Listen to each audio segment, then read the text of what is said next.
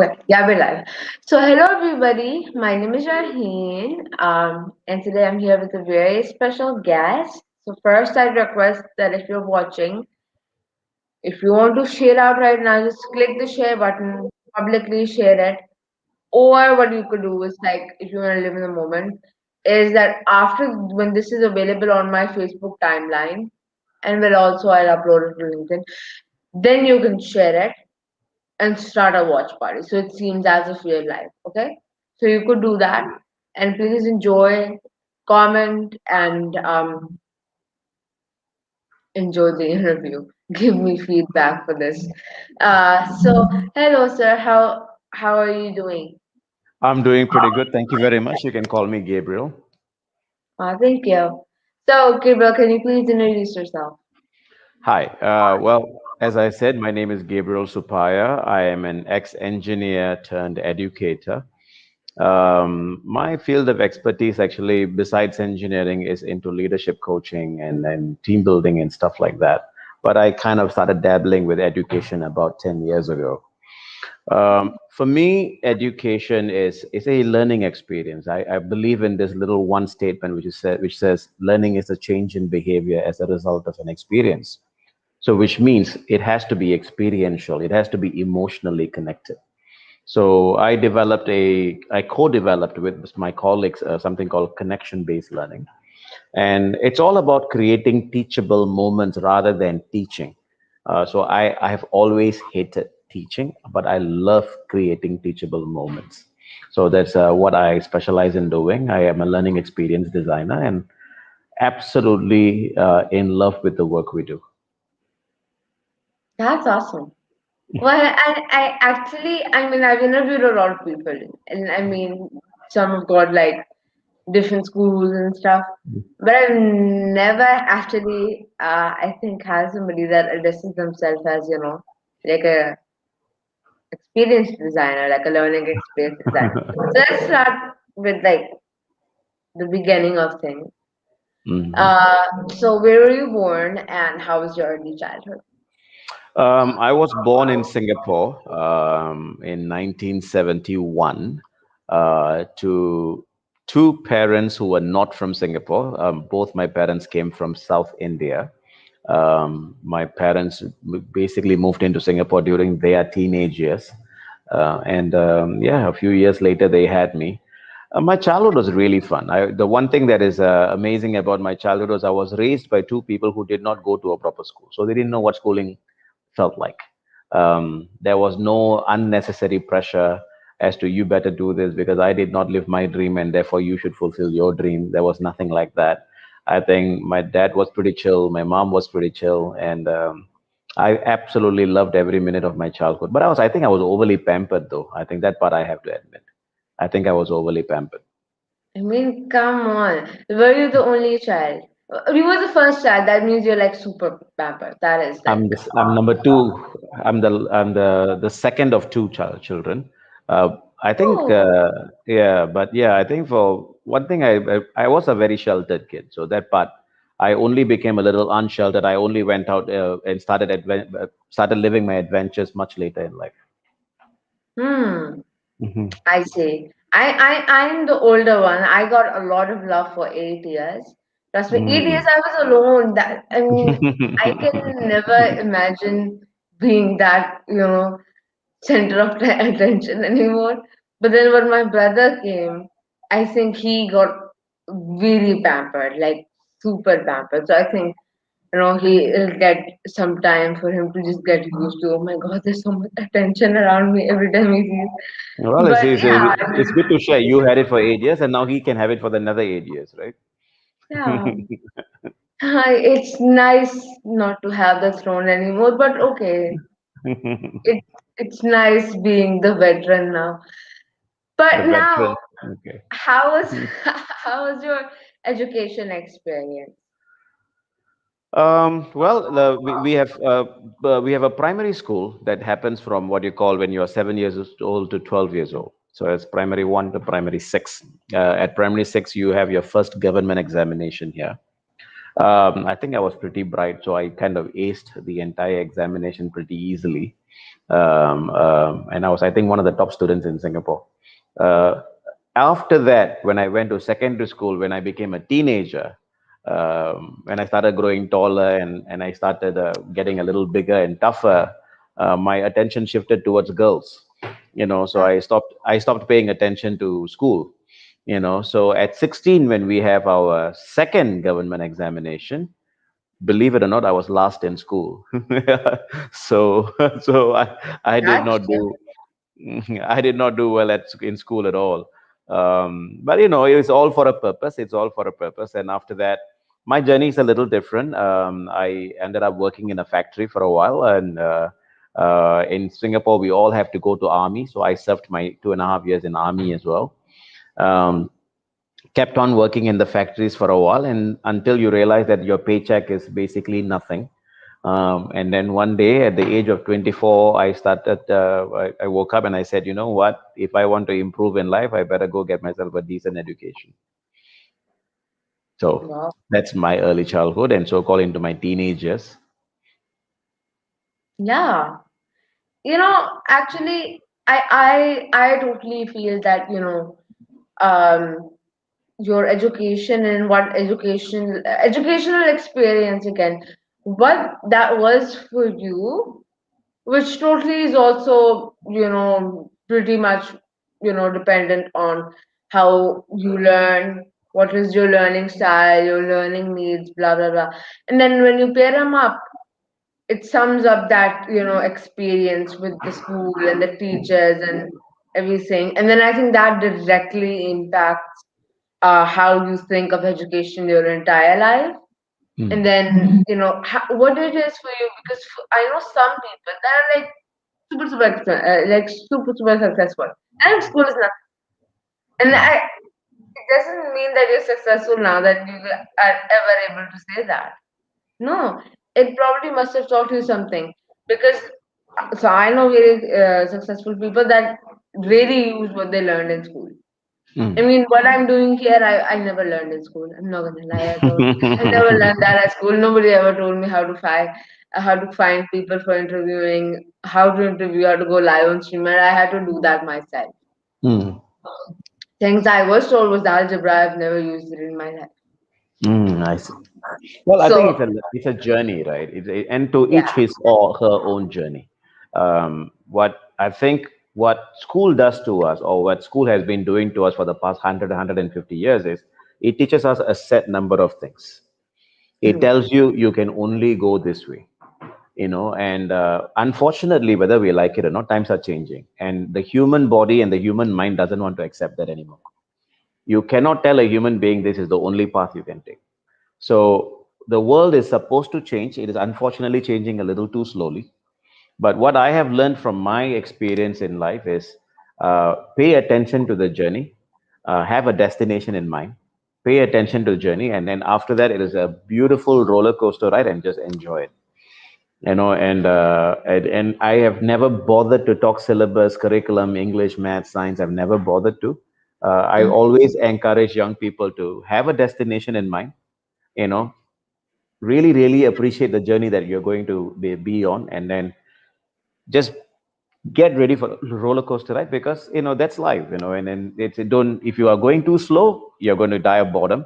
If you're going to go too fast, you're going to most probably crash and burn. It has to be a roller coaster ride. There has to be ups and downs. There has to be points where you slow down, and there has to be points where you speed up a lot. And that's really what I've always advocated, and what I'm working on today right now is what you call a future school. And the future school for me is all about the student, the journey they want to take. And I feel that is the next evolution of education, which, whether I like it or not, is happening too slowly. But hopefully in my lifetime before I die. Yeah. That is, but I don't know why I think of, these moments. Like, you remember moments from your life. I mean, I'm not saying that you're old, but I mean, like, perhaps like a little older than 13. That's my, a Yeah, little older. I'm Okay. 37 years older than 13. Now it comes to the math. The, oh, oh, now I did the math. Okay. Okay. So, the thing with that is that we see moments, in our lives, and in your personal life and in your childhood and everything. I think your parents are those two people that work hard to create those special moments for you. I mean, I totally believe that some moments happen, but others are totally created. Mm. That environment, everything that's created by your parents or by your friends or by other people around you. So I think that is created. And then I think those moments should, I mean, like how you're doing that, should also be created with education rather than education being thought as a business, which is, for me, it's absurd because when I used to love history. So when I used to go through, I'm like, oh my God, everybody had this mentor and this one mentor that they'd hang out with, and this like very old scientists like Ibn Sina and blah blah blah. So I'm like, oh my God, that is what's happening like super modernly right now. It's like you go to a school and all they do is they make you watch videos and stuff, and then they assign you this mentor that you've got to be meet, and you pay a lot of money for it. Trust me, a lot of money for it. And I'm like, oh my God, it's like a loop of life. And in Yeah. between, we're like, oh my God, education is a business, and we've got to have a chain of schools. And you know what? Standardizing syllabus is good for business, and then this is also good for business. And then not caring about it being an experience or it making a real impact on their view of education, never caring about that. Yeah. So all that thing was also happening. So I see we're going in a loop, I don't know why I still think life is going in a loop, but um Well, I think you see, I have never had problems with people making education a business. I think that's fine because you need it to be sustainable. mhm. But my problem has been the quality of the experience, right? The Yeah. quality of education. There is right now, it is only a business. There's no quality, or at least majority of them. I'm sure there's a small group of people who do extremely good work, but majority of the people, it's all about fees collection, and they try to bring technology inside, and that becomes a selling point. We use this technology, we have this building, we have that computer, Mhm. we have a swimming pool, we have a basketball court, and therefore you have to pay me this amount of money. uh, what we are saying is no, you shouldn't be paying for buildings and technology and stuff like that. You need to create experiences that students will be proud of. Like what you are doing right now is you're doing almost like a journalistic movement, right? You're a 13-year-old girl doing journalism work. uh, you should be given an opportunity to hone that skill, to take it to the highest of possible levels. And that is what a school should be able to do. That's what a school should be encouraging a person to do, instead of forcing a person to do algebra that they may not like at all. you know Yeah. Unless algebra is applicable in whatever you're doing, then go for it. Make a person see that. But if a person is just doesn't see that, and we are teaching them things that most probably you will never use for the rest of your life, then it's about time educators look at themselves in the mirror and say, hey, listen, maybe we have done things wrongly, and maybe it's time for us to correct ourselves. I think that is really the biggest wake up call, and all everybody in education needs, but we just unfortunately refuse to do that. Yeah, I mean that is true. So the thing is that we need to find our interests. Hmm. And again, that just builds an entire effort from the parents as well as the teachers. We can't just say that teachers or the educators of the school people, Hmm. they're just gonna find our kids' passion. No, then it's not our kids. It's what is the perfect one, or you'll be happy to hear. It's good Hmm. for business again. Hmm. So the thing with that is, I mean, I found my passion very young. It's talking to people and I don't know, collaborating. So there's a lot of things with my passion that that is going on. But I found it. I do what I love, and I would not give it up for the world. I Hmm. would not. But I'm not doing it for money anyway. I don't get Hmm. paid for it. Let me tell you that. Hmm. Uh, so I feel like people should be appreciating or at Hmm. school. And I studied at the best private school of my country Hmm. for since I was in the first grade and I left at the eighth grade. Hmm. And I know it has so many chain. It's like a change of school. It has so many schools in even every city, and you see this one there, and then you cross the city. Oh my God, there's one here too. That sort of thing. It's huge. It's like unbelievable. And I've studied there, and I could assure you that quality is not something that they're looking for anymore. That like the curriculum is good. I mean, it's really outdated. Let's just say that. It's Yeah, like it is. super old, and then nobody really cares to answer your question. The one thing, a perk of studying at a private school here in Pakistan is the first thing is that, oh my God, it is not that memorization. Mhm. You have to understand the concept, store it in your brain, and then use it in the exam. Nobody ever is gonna go for memorization. Mhm. So I think that was one of the perks. But quality is where we kind of just like and so the thing with me and education is that it does make an impact in your life. I mean, you could just like, oh my God, I never use physics in my profession and stuff. But I Mhm. think, like you said earlier, like very early, it does make an impact as how to, I think, you also parent, when Mhm. it comes to the education part. I Very mean, much. that is how your parents parented, that their education made a difference. Yeah. My That's- parents' mm, education made a difference in their parenting as well. mm. I think what I have always advocated to parents is, see, you both two people come, they fall in love and they get married, right? That's what they Yeah. do. And then after that, God blesses them with a child, right? And when God blesses them with a baby, and when you are holding that baby in your hand, you're making all these promises. You're a princess. I will take care of you. You will be the world's best. You're a Wonder Woman. You will achieve everything in life. That's how the promises start. But along the way, as the child grows up, it becomes about, okay, school. Okay, now homework. Now tests. Now you better be good. Now you better get an A. So now the parent who is supposed to enjoy being a parent is no more a parent. They are an extended version of a teacher. They are an extended version of a taskmaster, and they're an extended version of a disciplinarian. So what I have always told educators is enjoy. I'm sorry. What I've always told parents is enjoy being a parent, because when your child turns 18, they're most probably going to grow wings and fly off. So you have 18 years to enjoy. Now, why do you want to make the 18 years miserable by running after them for grades? Right. So personally, I say this as a father as well. I love being a parent, and I let the educators, hopefully good ones, let the educators do their job.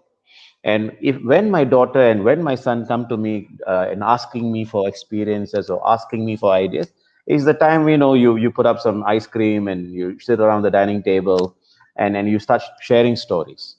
I think those moments are not happening anymore. It has become a Yeah. very task driven. You better do this, you better do that, or else I'm sending you to the best school, and therefore I'm paying this amount of fees, and you better get me the grades I want. It has become that system. And I think everybody's responsible for that. I think the educators are responsible because they allowed this to happen. The parents are responsible because they don't believe in being a parent anymore. And unfortunately, the victims are the kids. And so that is the change, and it's a lot of change. Until today we are talking only about how do you bring technology into the school and how do you bring better learning pedagogies into the school. But that's not the change the students are looking for. What students are looking for is an overall revamp. Like what you said earlier, you found your passion early, and that you are blessed for that, right? You're blessed. There are a lot of students who go through journey, and by the time they find their passion, they're 25, 30 years old. And what we are saying is that's still fine. Nothing wrong with that. Everybody Yeah. has their own individual journeys. As an educator, let's pay attention to the journey rather than paying attention to the curriculum. Yeah. So that's what we are saying, or that's what I'm saying. Yeah. That is something that I would totally agree with, because again, I feel like it has a lot of direct impacts on Hmm. every part of your life, for every role that you take on for life. I mean, it Right. can also, I think, your educational journey, to some extent, again, to some extent, would also have direct impact on your relationships, Of all course. sorts of business relationships, personal relationships, and then, Parenting, again, that's an entire different thing that we've already discussed. Mm. So that is right. Then how did you decide, I mean, to become, an educator, or sorry, the experience expert? And Educator then, is fine. Good. yeah, okay, I'll call you an educator because Mhm. that's what I read in your bio. Yeah. So, an educator, and then how did the future school come to be? Well, see, the thing is, like I said, because I worked in a factory and everything, right? I went through a lot of pain. There was a lot of emotional drama going on inside here. When I woke up at the age of 24, I was excited to learn. So everybody else who was going to college, so imagine when you go to college, I'm the only 24-year-old, everybody else is 18 years old, right? And so everybody else is the language that came out of their mouth is, I'm here to get a degree. After 4 years, I'll graduate with a degree. That was the statement that was important to them. My statement, because I was so hungry for learning, my statement was, I'm here to learn. Give me the best experiences over the next 4 years, and I'm here. I'm like a sponge, I'm ready to absorb. So primarily the difference was one was there to get a degree and one was there to learn. So because I was there to learn, I had a wonderful time in the university. I had a blast. I worked hard. I played sports. I had fun. I had everything. It was a beautiful balance, and I was one of the better students in university as well. And because of the way I did it, I found very connected. I worked on projects, I worked with students, I worked on industrial projects. I worked on projects most people won't even get a chance to work on. And that experience, I have to ask myself, what doors did I open to make that experience happen? Right? And I realized that one of the most important things in this experience was relationships. Relationship with friends, relationship with educators, relationship with the people around you. The second thing was having some sort of a vision, a destination. Where do you want to go? Yeah. Right? Yeah, where do you want to go? So, and then the journey. So, my journey started off. My first teaching assignment in the US, which was actually free of charge, like what you are doing, Mhm. is I was asked to be a coach for teen delinquents in Texas. So they were all 14, 15-year-old kids who were in gangs, and they were into drugs and everything. So here I am, a Singaporean guy who doesn't know anything about the American culture just yet, and I was thrown into this environment. Now, when that is your first learning space, it's a very extraordinary learning space, right? It's an unbelievable learning space. Uh, People always ask me, like, what is your objective of today? And then I'll be like, returning home alive will be the objective of today, So it's like, so that you don't get killed out there, So, and really, that was it, because it was such a violent environment, there were guns and everything over there. And then you're like, okay, you know what? Am I going to go home safely today, or is it possibly my last day here? So because it was an environment like that, my mind had to innovate. What do I say to this kid who's carrying a gun, who's having drugs in his hands? What can I say to that kid that makes him want to possibly put down the gun, put down the drug, and have a slightly better destination, have a slightly better vision? That was the purpose of education. My purpose of, can you imagine what would have happened to me if I taught him algebra in there? He would have most probably shot me, Yeah. right? So, because my experience was such in the US, and then I realized maybe this is how education should be. What is the child going through right now? Look at it, and then just encourage them to have a slightly better destination, and then encourage them to get on a slightly more important, exciting, adventurous journey. So that became my direction in life when it came to education. So I wasn't thinking about Pythagoras theorem or algebra or model problems or English, math, science. It didn't occur to me. For me, that was like that's the easy stuff. The very very difficult stuff is to encourage a child to have a vision, to have a destination, and everything else can be worked out. And that's exactly what we have done. A lot of people always ask me, "Oh, what is the secret behind what you do?" Then I'm like, "There's no secret. I spend time with my students and then encourage them to have a nice destination. That's it." Isn't that what we do? It's like you tell your parents, "Hey, mommy and daddy, I want to go on a vacation," and they'll ask you where. It's like, "Oh, Singapore or Maldives or Mauritius." That's what you say. You cannot go to mommy and daddy and say, "Mommy, so I don't know, I want to go somewhere and I don't know where it is. I think it might be far. I think it might be near. I think it might be expensive." And you keep talking like that. Your parents will be like, "Stop rambling. Give me something clear. That's what they'll say. And that's why can't we apply that same psychology to learning, right? That's it. So what we have done is extremely simple. It's nothing complicated, but it revolves around relationships, and it revolves around trust, and revolves around independence. Yeah. And I feel like as when you're a teacher, I mean, usually here in Pakistan, if you're a teacher, you're teaching just one subject. And if Mm, you're teaching that one subject, I think before that you need to bond. Because on the mm, first day of school, when teachers change with the other year, they just start teaching. They don't bother to have a welcome day anymore. That mm, was stopped after grade six. I was like, no, you're not kids anymore. We don't need to have, an ice breaking session and blah blah blah. You open your books, we do our first thing. That's in the curriculum. So I feel like there should be some bond because mm, again, I think the connection that you have to that subject. I never liked science like at all because my teacher we just I don't think so we got along and her idea of teaching and learning and everything was like far away from mine and the way yeah, that she taught was not the way how I learned so absolutely. I think, so yeah, that really super badly affected how I ever viewed science. You would say physics and I'd be like, oh my god, gross, I'm about to throw up. yeah. That's how bad it was. And You then know, again, yeah. when I started learning on my own, I homeschool now. Mm, And I'm like, oh my god, it's so nice. So like I think the love of my life is like static induction at this point. I mean, I love mm, it. So that is how I think a teacher would impact as well. So I'm always interested um in how you kind of like put up with that environment with your first job in the US that you were mm, telling me about.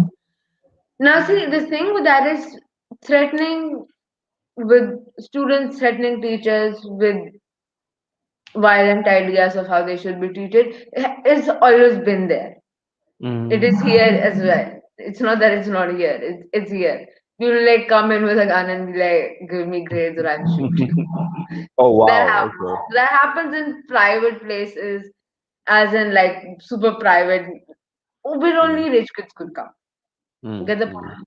Yeah. So, because kids like us, we can't even like get a gun somehow. So Mm, that is a distant idea. And plus, I think a lot of times, I mean, um, in Pakistan, respecting a teacher is the most important thing. You are made to respect the teacher, and you mm, can't say anything. You can go home and be like, that teacher was not good. Like, respect the teacher. So that mm. is the first and foremost thing that you've got to learn. But yet, some people do not go by that. So when you were getting the job, won't you like, oh my God, how am I gonna like teach them something and suppose for them to learn it Mm. and not, you know, leave the world in the process? Well, you see, the thing is, it's a what you call when a gun is pointed at you, it's the world's fastest learning curve. When the students are extremely nice and well mannered and sitting in a class, you've got a very slow learning curve. But when Yeah. somebody points a gun at you, you better make some quick decisions, and you better make some good decisions like right now. If not, yeah. So and that in the beginning, I mean, I make it sound cool right now, but when it was happening, it was nerve wracking. I remember crying, I remember vomiting, I remember getting punched in the face. I remember all those moments, but it's part of the journey. But it took me about 6 weeks to kind of blend in and get the respect of the boys. I had to work out, I had to work on my basketball, I had to work on my American football.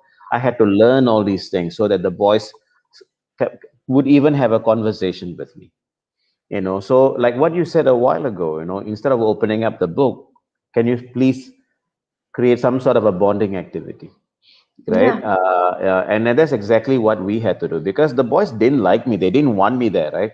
Their purpose of life was to get me out of that, right? And there were a lot of moments I wanted to quit because all my friends quit.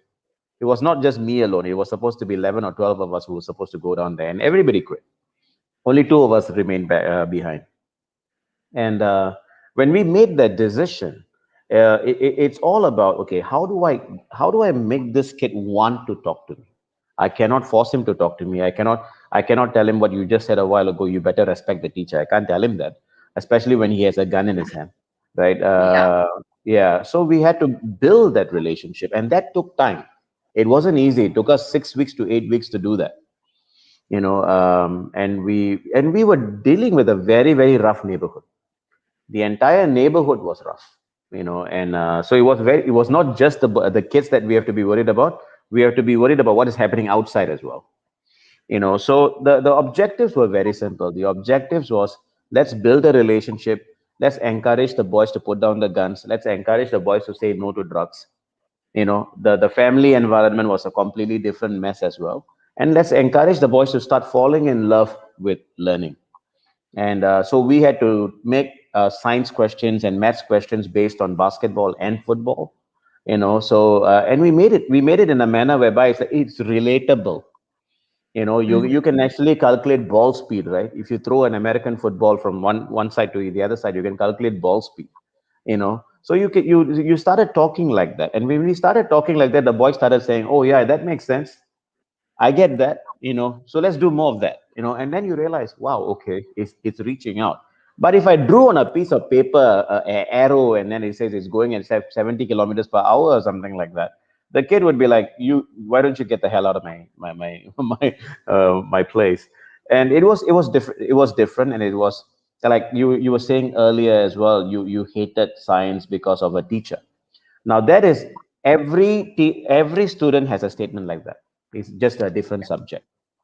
Whereas my teacher, I wrote about this on LinkedIn 2 days ago. My physics teacher, when we asked him what is the meaning of rocket propulsion, you know what he did? He didn't draw an arrow for us. He bought actual small rockets for us to launch. Right? So we My spent God. we spent 2 weeks building rockets, designing rockets, creating fuel for them, and putting even small little astronauts in there, like insects, and launching them. And he didn't take out a textbook. He listened to us, and that is why, I mean, until today, Mr. Dennis Hawk, my physics professor, until today, I have his words on my wall. I have a wall on the left side of my office. I have his words. Read and you remember, listen to recognize, and do and you learn. I will never forget these three sentences that came out of him. And that's really the job of an educator. The job of an educator is not to teach. The job of an educator is to inspire. That is so true.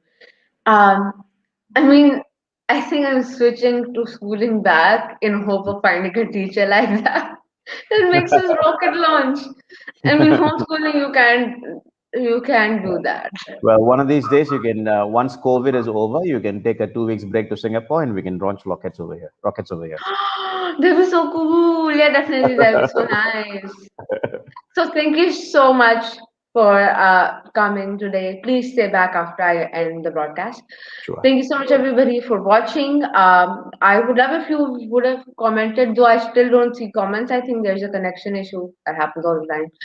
So I'll read the comments later. Please share out. There's still time for you to do that.